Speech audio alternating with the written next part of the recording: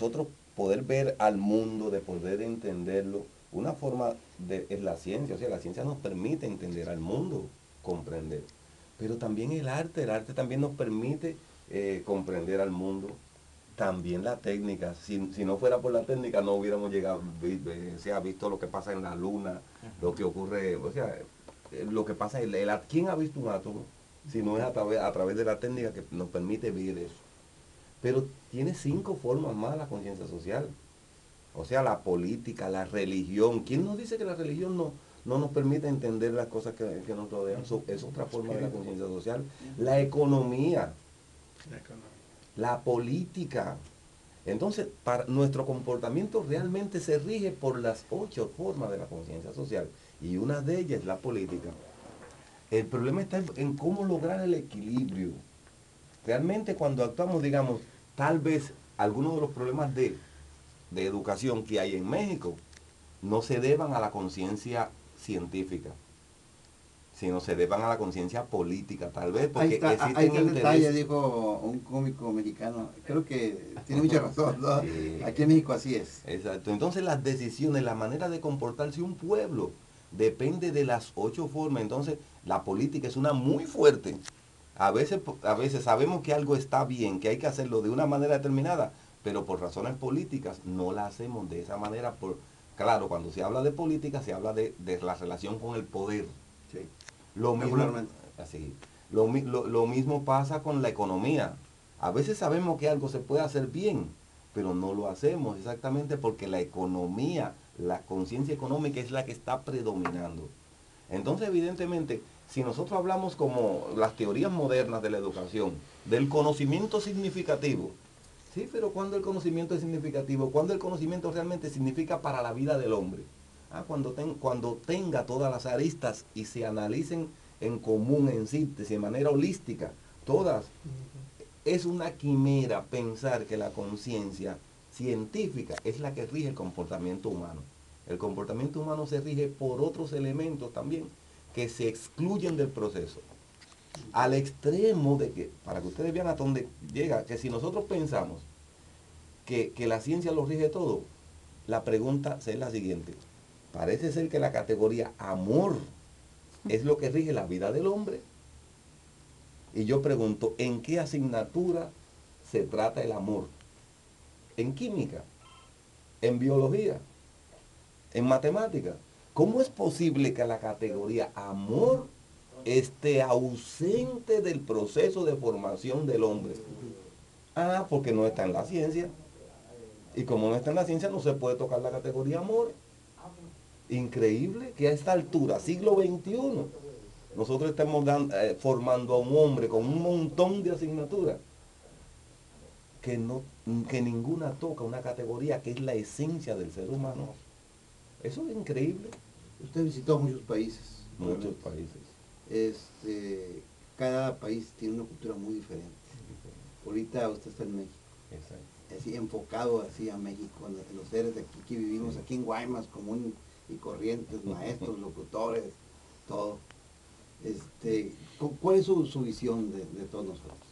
México, En cuanto a cultura, sí, poniendo todo esto que usted nos está platicando de la ciencia. sí, primero, yo le digo, yo viví 8 años en Rusia, 8 años en Rusia, en Checoslovaquia, en Colombia, en México he estado tiempo, y hay algo que distingue a la cultura mexicana. Uno, por un lado, el espectro multicultural que se da aquí de muchas etnias, Sí. una al lado de la otra, y respeto a esas etnias. O sea que es como un universo de culturas Sí. unidos. Una riqueza del pueblo, de un pueblo que siente, un pueblo que tiene fe, un pueblo, o sea, la cultura mexicana se distingue por muchas cosas. Uno desde que llega siente la fuerza, la espiritualidad y la riqueza de este pueblo. Un país sumamente rico. A veces uno no se explica por qué México no es un país del primer mundo, con tanta riqueza, Sí. pero además con tantos recursos humanos inclusive. Mucha gente buena. Estamos analizando, por ejemplo, con estos profesores que estamos trabajando del ITG, La riqueza que hay y la potencialidad que hay es increíble. Yo le estaba proponiendo al director del ITG, diciendo la disposición a que podemos hacer del ITG un centro de primera a nivel de México, que sea el ejemplo de cómo unir en lo didáctico todas estas componentes de que hablábamos anteriormente, Sí. pero en lo de gerencia, en la parte gerencial también. ¿Por qué? Porque teóricamente un centro de educación tiene tres misiones fundamentales. La primera misión es formar al joven, Ujú. a las nuevas generaciones. La segunda misión está asociada con la aplicación. Si en una región hay una institución que está en capacidad de resolver los problemas económicos y de servicio, es la universidad, son las instituciones de educación superior. Pero desgraciadamente muchas veces está la parte académica separada de la producción. El ITG es un ejemplo de eso, al estilo de las universidades norteamericanas, que se meten en los problemas económicos de la comunidad, del país, del Estado. Y el tercer componente de la tercera misión de una universidad son los problemas sociales. La defensa de la identidad cultural de la comunidad que está en un peligro enorme bajo la globalización. Al entrar los medios de difusión de otras potencias, de otros países, entonces entra su cultura con eso y con eso se va en detrimento de las identidades de las comunidades culturales. Y entonces el primer bastión, la primera defensa a las agresiones culturales a nuestras culturas autóctonas, tiene que ser también los centros de educación superior, que son la institución de mayor acumulación cultural, donde la primera fila, la primera línea. Y el ITG tiene eso, con una comunicadora como es Pinita, que realmente parece que no, pero mueve al mundo. Entonces los tres frentes, yo no he estado en ninguna universidad del mundo donde exista mejores condiciones para enfrentar y para mostrar que sí es posible resolver las tres misiones de una institución de educación superior en este momento. O sea que ya no es solo por lo que puede hacer el ITG aquí en la comunidad, sino el legado, el ejemplo que le va a dejar a las otras instituciones de educación superior de que sí se puede mejorar la economía desde la institución, que sí se puede defender a la cultura autóctona y al mismo tiempo se puede formar a un estudiante con las componentes de ciencia, arte y técnica y por tanto que esté formado en valores. Yo creo que esto es, al menos yo estoy muy emocionado.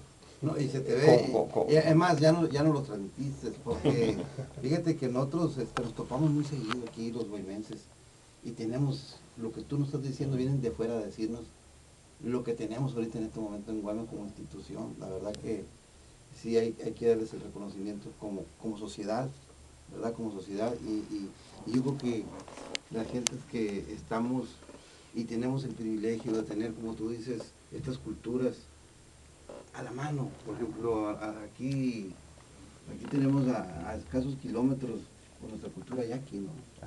Y muy pocos le damos el respeto, el origen, y aprendemos de ellos muchas veces, ¿no? Lo hacemos a su lado. Y lo que tú estás diciendo es muy importante, hay instituciones que no todos les dicen, mira lo que tienes ahí, tienes un tesoro, y como valor, como muchas cosas que te pueden formar a un niño, a un adolescente, ya a un hombre, ¿no? Quien está encantado esta mañana y ahorita se comunicó con nosotros, Víctor Parra. Fíjate, hasta Víctor Parra está entendiendo, ¿no? Víctor. Me dice Víctor Parra, que tiene toda la razón y le manda a felicitar al doctor Marcelino González por este tema. Y le quiere aportar que, bueno, desgraciadamente aquí en México, en muchas ocasiones, o en la mayoría de las ocasiones, incluso hasta la política y se está por encima de las leyes. Y esto es seriamente grave, ¿no? Y nos da un reflejo de que si está por encima de las leyes, en ocasiones está por encima de la educación también. Pues te decía hace rato de las culturas, en cada país es diferente. Aquí en este país la política predomina, en todo. Todo se politiza aquí y no tenemos ese cuidado como sociedad. Y nosotros somos los que tenemos la obligación de marcarlo, porque nosotros elegimos, nosotros con nuestro voto, con nuestra democracia, con los usos y costumbres y como somos, nosotros ponemos esta gente. Claro. Nosotros lo ponemos después, ya los dejamos sueltos. Los dejamos sueltos totalmente a los políticos y se han apoderado de la sociedad. Y desgraciadamente lo que dice el doctor también, aquí en México la política está asociada únicamente al poder, pero hacemos política desde nuestra casa, ¿no? Como educamos a nuestros hijos, en las escuelas se hace política también, es así, doctor, ¿verdad? Así es, así es. Doctor, muchísimas gracias. Yo sé que no se va a retirar, no se nos vaya a ir, se va a quedar, porque bueno, nos da mucho gusto saludar también esta mañana al director precisamente del Instituto Tecnológico de Guaymas.